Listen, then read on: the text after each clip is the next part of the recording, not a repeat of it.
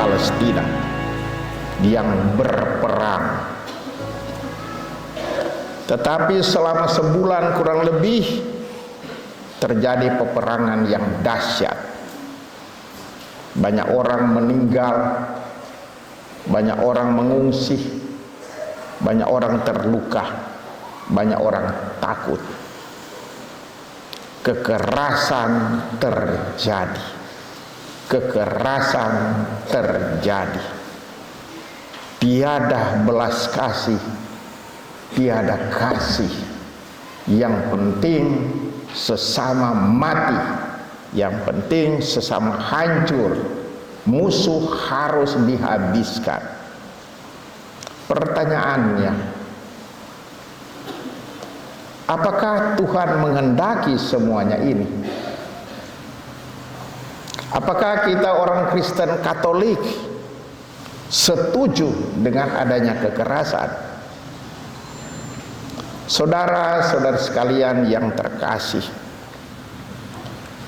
kita dengar tadi di dalam bacaan Injil, Yesus sang Raja Hakim Maha Tinggi berkata, "Sesungguhnya aku berkata kepadamu, segala sesuatu yang kamu lakukan untuk salah seorang dari saudaraku yang paling hina ini, kamu telah melakukannya untuk aku." Saudara-saudara sekalian yang terkasih, bacaan Injil terlebih menyampaikan kepada kita bahwa di akhir kehidupan kita, kita akan diadili, akan dihakimi oleh Tuhan Raja semesta alam. Semua akan dihakimi, tidak ada yang dikecualikan. Akan terjadi penghakiman. Dan saudara-saudara sekalian yang terkasih, kita tidak tahu kapan akhir kehidupan kita, kapan kita akan diadili. Yang penting kita siap-siap saja, satu saat akan dihakimi oleh Raja semesta alam, Tuhan Yesus.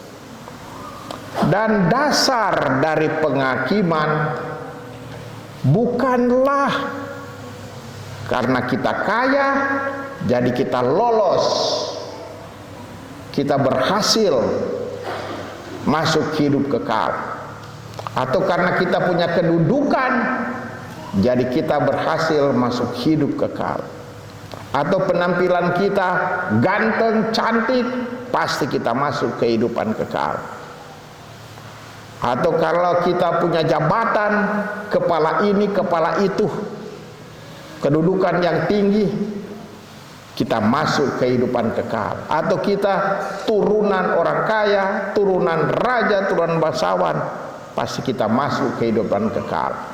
Tidak. Dasar penghakiman Tuhan adalah cinta, adalah belas kasih.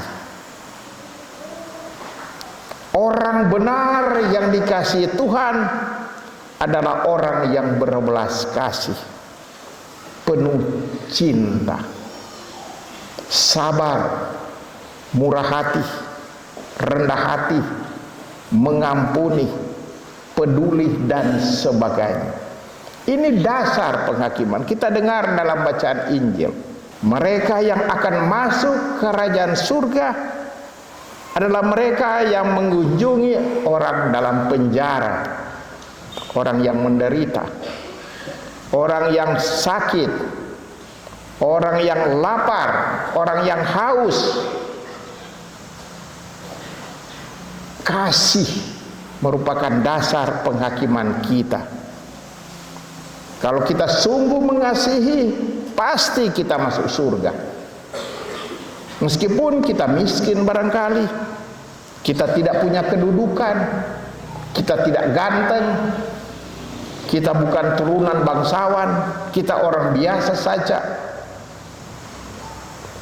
Kasih dan belas kasih merupakan dasar penghakiman kita masuk surga atau tidak. Bukan hal-hal yang sekarang diutamakan oleh dunia.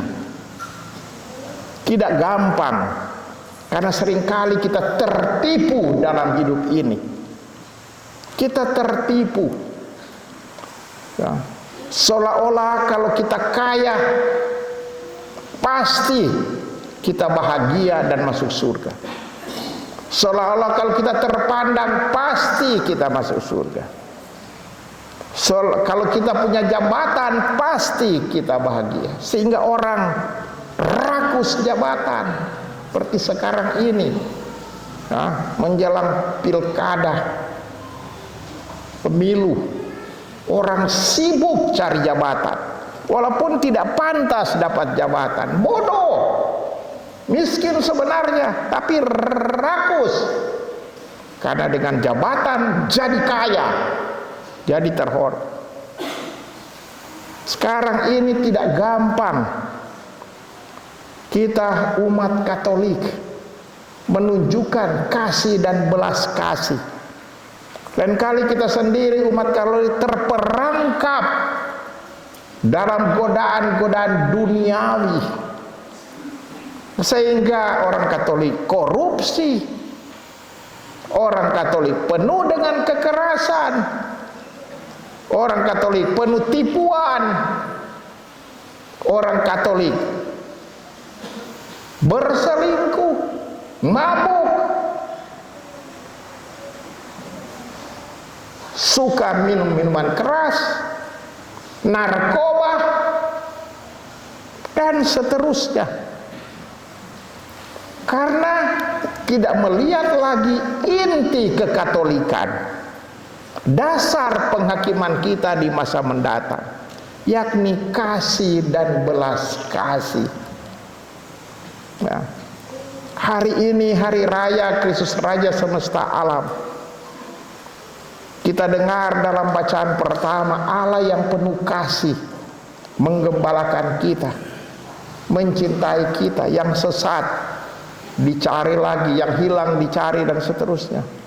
Sifat Allah ini harus menjadi sifat kita, orang yang percaya kepada Allah. Karena itu tipu saja kalau orang mengatakan saya percaya kepada Allah tapi tukang tipu.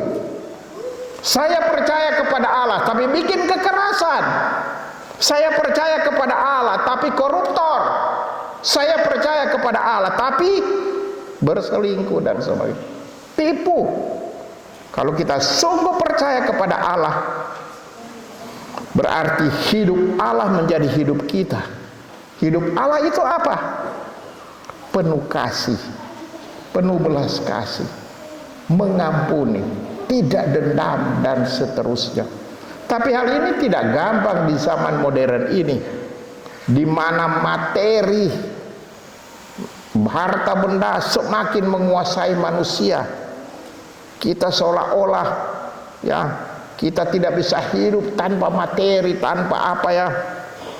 Kita hutang-hutang, yang penting ada tas mewah, yang penting ada HP. Padahal kita hutang, padahal kita curi juga. Karena itu yang diutamakan, bukan hidup sederhana, hidup di dalam kasih.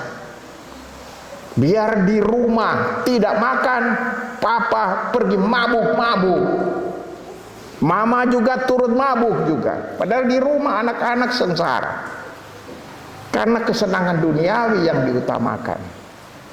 Hari ini diingatkan kepada kita, saudara-saudari, kalau kita ingin masuk dalam hidup kekal di akhir kehidupan kita, maka kasih dan belas kasih harus menjadi pegangan kita. Kita mengampuni, kita rendah hati, kita berbuat baik, kita peduli. Dan ini tidak gampang. Terjadi pergolakan batin kita umat Katolik sekarang. Apalagi kita hidup di lingkungan yang tidak benar, lingkungan korupsi, lingkungan suka dusta. Lain kali kita Katolik tidak gampang, kita terbawa arus. Tetapi percayalah, kita punya Roh Kudus. Roh Tuhan yang ditaruh dalam hati kita, seperti yang akan terjadi saat ini kepada sebagian dari antara kita, atau ada yang sudah. Karena Roh Kudus itu adalah kekuatan yang dahsyat, yang bisa mengalahkan segala kekuatan dosa lain dan maut. Roh Kudus adalah roh yang diturunkan dari Allah.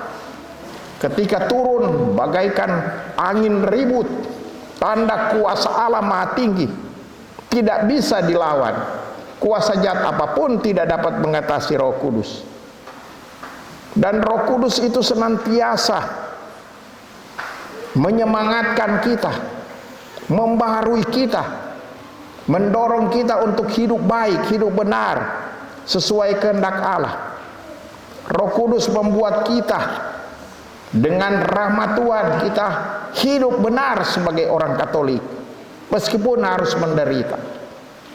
Roh Tuhan adalah roh yang kuat. Karena itu bersyukurlah kita orang Katolik diberikan Roh Kudus dalam hati kita, yang membaharui kita dari dalam, sehingga kita hidup tampil sebagai orang Katolik yang sejati. Tapi saudara-saudara sekalian, Roh Kudus walaupun sudah diberikan kepada kita, bisa mati, redup, tidak hidup lagi, karena kita tidak memelihara Roh Kudus yang ada dalam hati kita. Bagaimana cara memeliharanya? Doa, doa, doa.